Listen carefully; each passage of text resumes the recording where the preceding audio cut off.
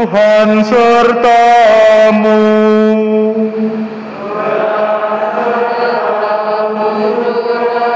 Inilah Injil Yesus Kristus menurut Santo Markus.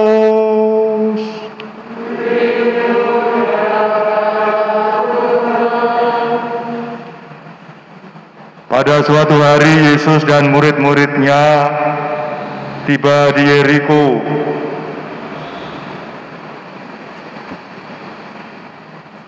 Ketika Yesus keluar dari kota itu bersama murid-muridnya dan orang banyak yang berbondong-bondong, ada seorang pengemis yang buta bernama Bartimeus, anak Timeus, duduk di pinggir jalan. Ketika didengarnya bahwa yang lewat itu Yesus dari Nazaret, mulailah ia berseru, "Yesus, putra Daud, kasihanilah aku." Banyak orang menegurnya supaya ia diam. Namun semakin keras ia berseru, "Putra Daud, kasihanilah aku." Yesus berhenti dan berkata, "Panggillah dia."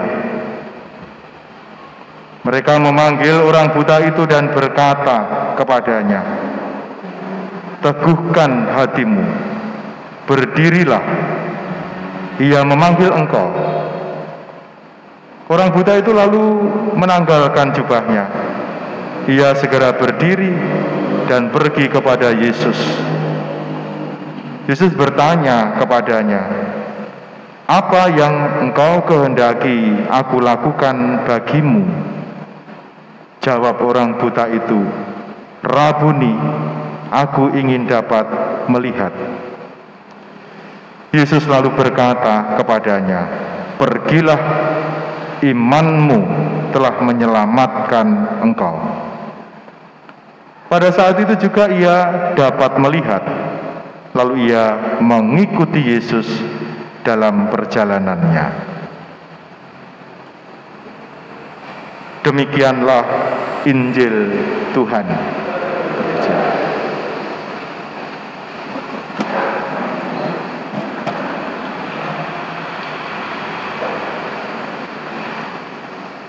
Para suster, Bapak Ibu, saudara-saudari, dalam misa malam ini kita juga berdoa nanti setelah misa ada baptisan bayi. 4 anak dibaptis. Kita bersyukur, terima kasih pada orang tua yang sudah membaptis bayinya supaya dosa asalnya lebur.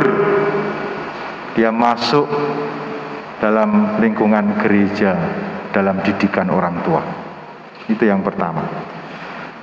Yang kedua, bagi kita sekalian yang dilahirkan dalam keadaan normal, terlebih mata normal, pantaslah kita bersyukur kepada Tuhan. Sudah seiring usia atau pengalaman kerja, atau mungkin karena kesalahan dalam memanage mata, minnya mulai naik, lensanya naik, tambah plusnya naik. Bahkan anak kecil-kecil SD sudah tebal-tebal, ya. Mungkin turune taruh geletaan kan.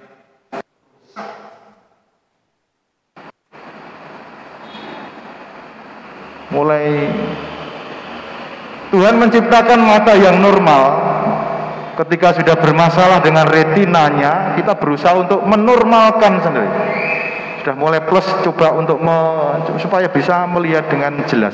Intinya bahwa kita ingin menormalkan itu.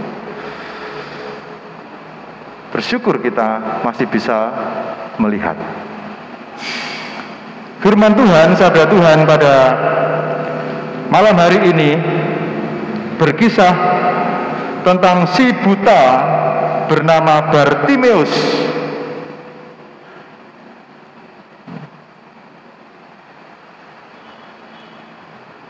Dia di pinggir jalan.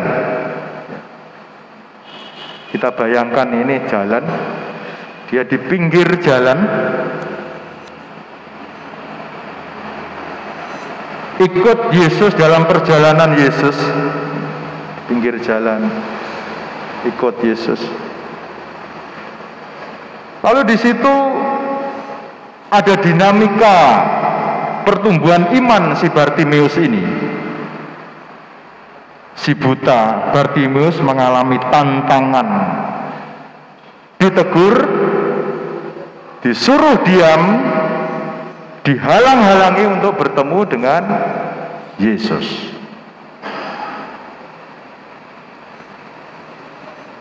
Namun karena dia teguh dalam iman, berseru dalam pengharapan, mau melangkah mendekati Yesus, maka terbukalah hati Tuhan Yesus dengan berkata, apa yang kau kehendaki, aku perbuat bagimu.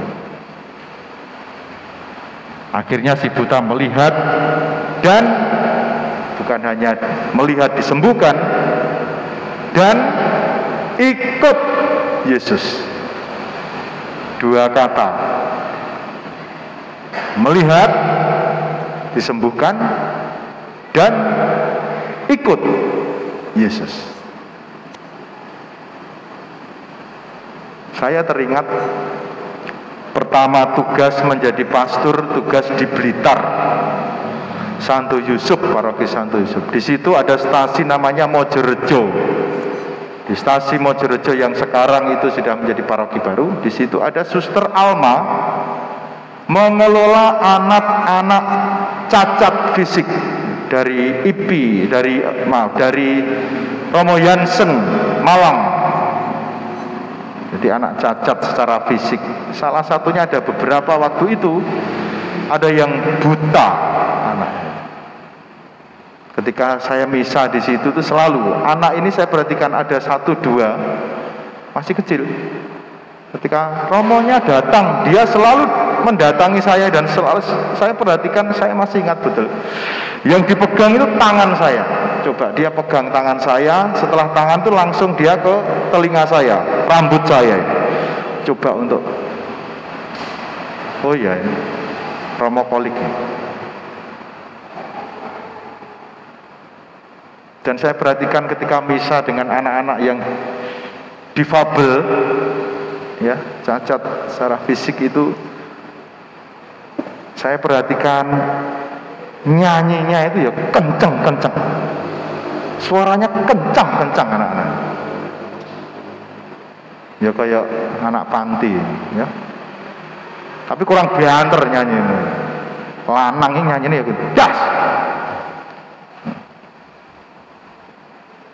Saya perhatikan misa dengan mereka anak-anak cacat itu, anak-anak difabel. Mereka nyanyinya, semangatnya itu luar biasa. Setelah pulang itu saya coba muncul tiba-tiba sambil nyetir pulang ke paroki. Iya ya, masih bisa melihat. Terus anak-anak itu mengajari beberapa hal, kesadaran-kesadaran baru bagi saya, ya. Saya kaitkan dengan bacaan malam ini, ya. Saya tidak bisa menyembuhkan, membawa kesembuhan seperti yang dilakukan Yesus kepada Bartimeus. Namun saya bisa bersama-sama dengan mereka, anak-anak yang difabel, cacat fisik. Saya justru seperti Bartimeus yang disembuhkan Yesus. Bersama-sama dengan mereka itu, hati itu saya rasanya itu sudah membuka kesadaran.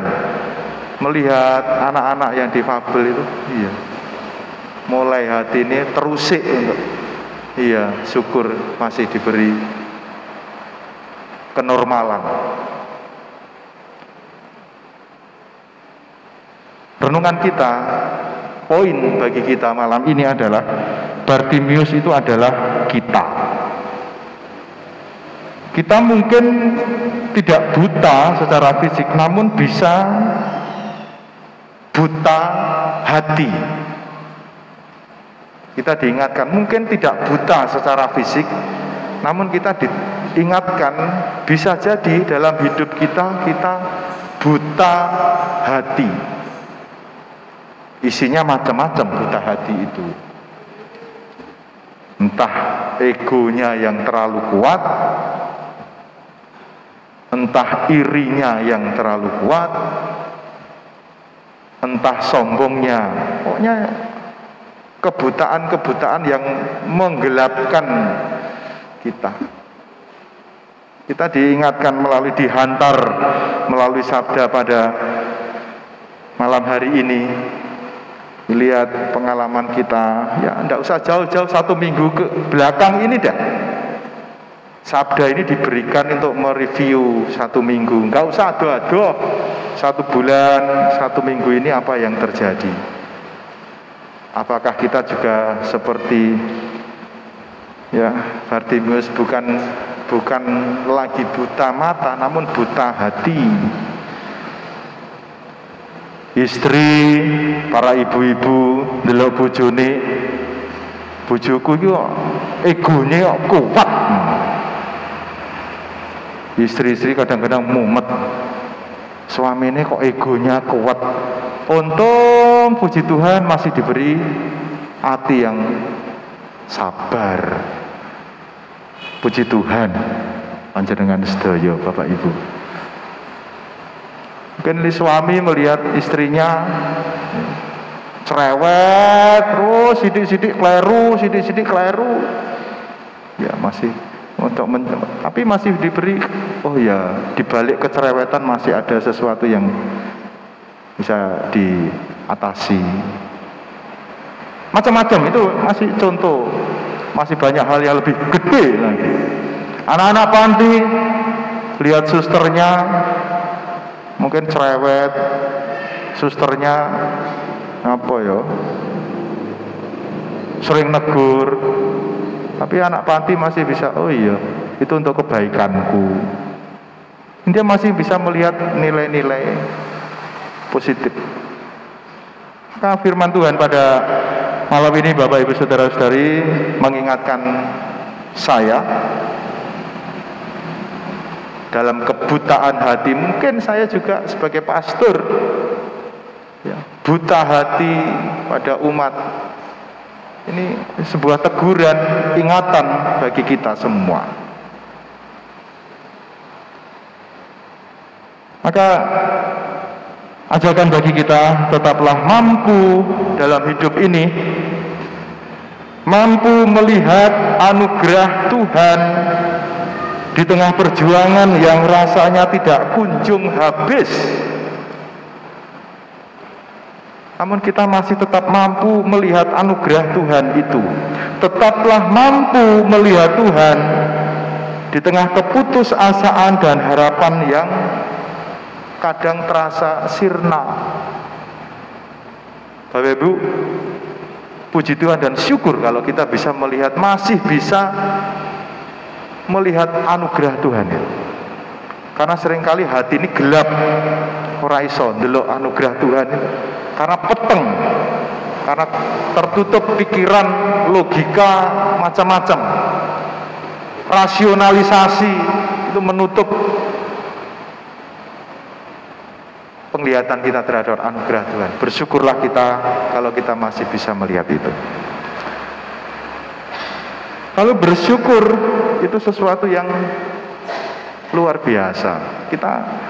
Saya yakin bahwa kita selalu dan pasti akan berjuang dalam bersyukur. Namun sabda Tuhan pada malam hari ini mengajak kita bersyukur bukan hanya karena kita mempunyai mata yang dapat melihat, tetapi juga karena kita mempunyai hati yang mampu memandang Allah dalam setiap peristiwa hidup. Tuhan memberkati kita sekalian. Amin.